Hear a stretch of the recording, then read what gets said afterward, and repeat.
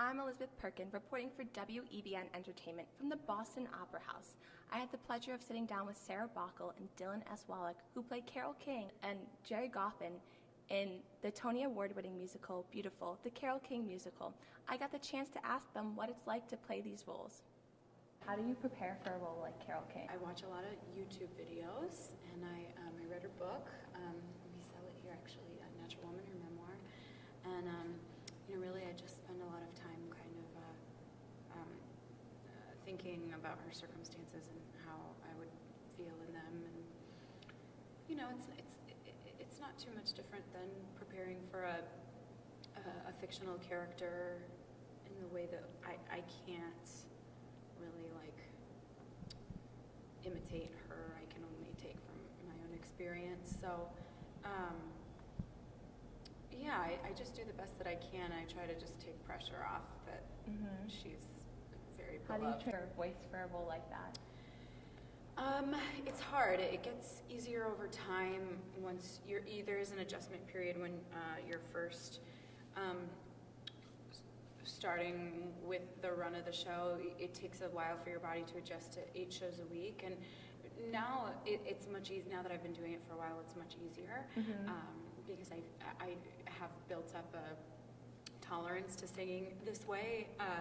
But it's a lot of kind of experimenting and trying to figure out what works and what I can do every night and what I can't do. I have lots of options in the show. If I don't feel like doing a certain note, I have a lower note, but it is less exciting, so I try not to, I give and take.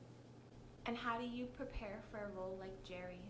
I think he's a really complicated guy, and there's not as much sort of footage of him like there is of Carole, and there are just like a few interviews of him, but it's when he's older. So I look at a lot of pictures of, I have a great album of pictures of them when he was young, when they first met, and I just he's a really complicated character, so I feel like I try to make him as three-dimensional as possible, that kind of show these cracks as you see him sort of breaking down over the course of the show, and just try to put myself in his shoes and try to get into that mindset of it seems like it's pretty foggy for him. There's a lot going on, and he's struggling. He wants to be like someone like Bob Dylan and doesn't feel like he is, and so just I've also practiced writing lyrics and stuff like that, just trying to understand him more. Do you take anything from your life and put it into the character that you play? Or? Sure, yeah. Yeah, I do. I don't have a life similar to his, but yeah, there in the harder scenes, I definitely think about hard stuff that I've been through in my life and try to bring that to the role. How would you say that you relate to him as a character? I think just in terms of being a creative person, I'm not a composer, but being in the arts, it's a challenging business and it's competitive, and you kind of always feel like you want to be in a better place than you are. You're always comparing yourself to other people. I do that, so I definitely feel his struggle in that way. What's your favorite part of playing your individual characters, like playing Carole King or playing Gerry? I like bringing the humor to it. I like the jokes that we get to do in the show. I like that there are some laughing through tears moments, or making light of a heavy situation. That's kind of my favorite part, when we're in a sad scene and then somebody cracks a joke. Yeah. Do you feel like you connect to one part of either of your character's life more than the other?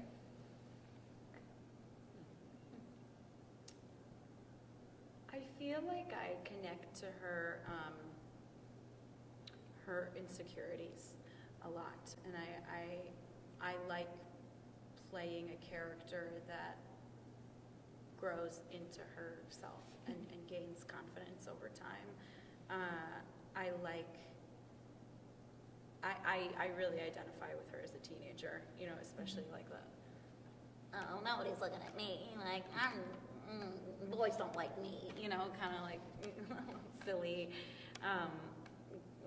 and having like lots of fantasies. Like I lived in a fantasy world as a girl and a teenager, definitely. So definitely that, and like, you know, oogling over boys and stuff. And I definitely, you know, I've been with the show for a long time, so I've had a lot of opportunities to grow into it, and so I felt like my life's arc mirrors her in a little bit, where I feel like I've grown into having a lot more confidence, especially with this role.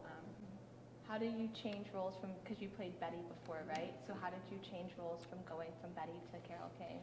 I was an understudy, and I understudied Abby Mueller and Julia Nightel on the first and second years of the tour, and so I had lots of prep time.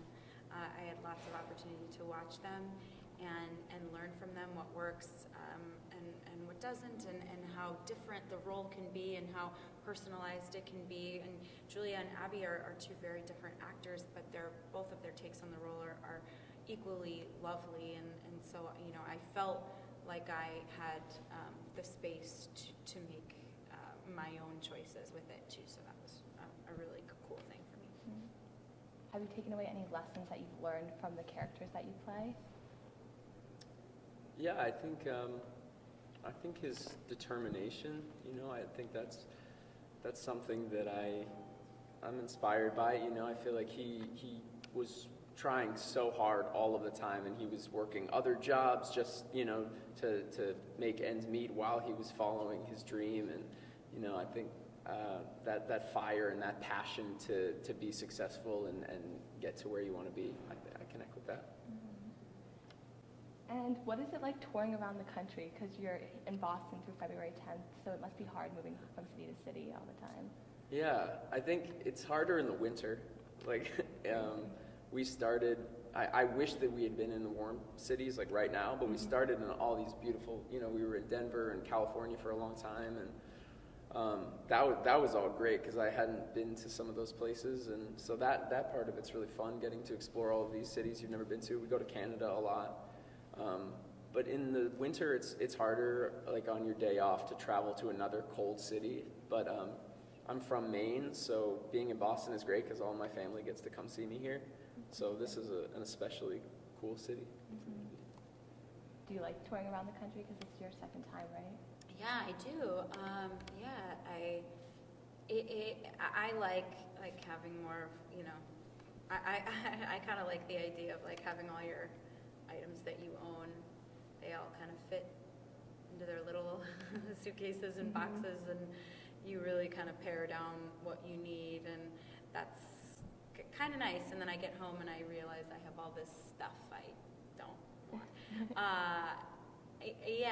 I like that aspect. I like, you know, it was hard at first because, you know, you only get a taste of every place that you're in unless you're there for a couple of weeks, and we were in DC for 5 weeks, and so that was like a little bit more time to explore, and, you know, depending on the time, but I've given myself a lot of permission to just kind of relax, and if I can do like one thing, like go to like one place or one museum or a park or, you know, something like that, I feel like I can get a feel for the city.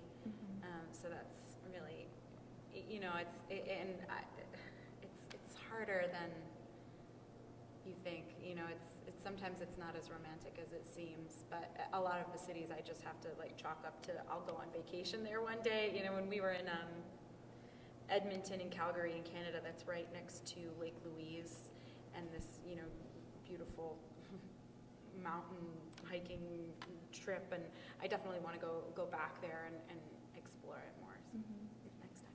Is it hard to balance work and life at the same time being on the road as well?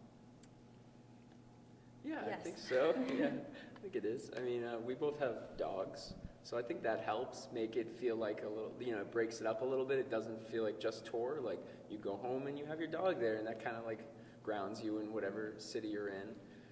Yeah, and your dog doesn't care about work, so. Yeah, our dogs have no idea what we go to do, you know. Never said congratulations to me on the role or anything, so. In an industry that's so competitive and fast-paced, how do you keep yourself grounded? I think rituals are important. I like, setting up, you unpack, you make the space your home.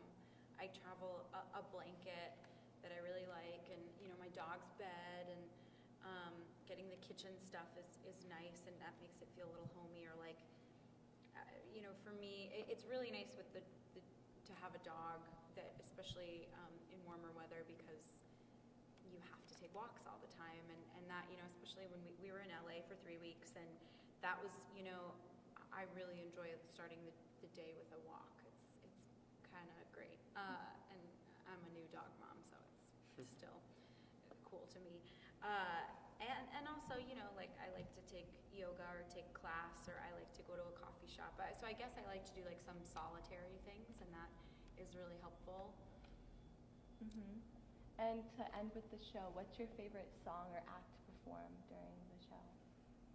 I think my favorite song to sing is Up on the Roof, because I feel like that's just a moment where you kind of get to know him a little bit through the lyrics that he's writing, and it's also just a beautiful song. And I grew up listening to James Taylor's version of it before I knew that Gerry and Carole wrote it, so that's my favorite song to sing. But then my favorite number in the show is when she sings It's Too Late. Mm-hmm. That's great. Yeah, and I like singing It's Too Late.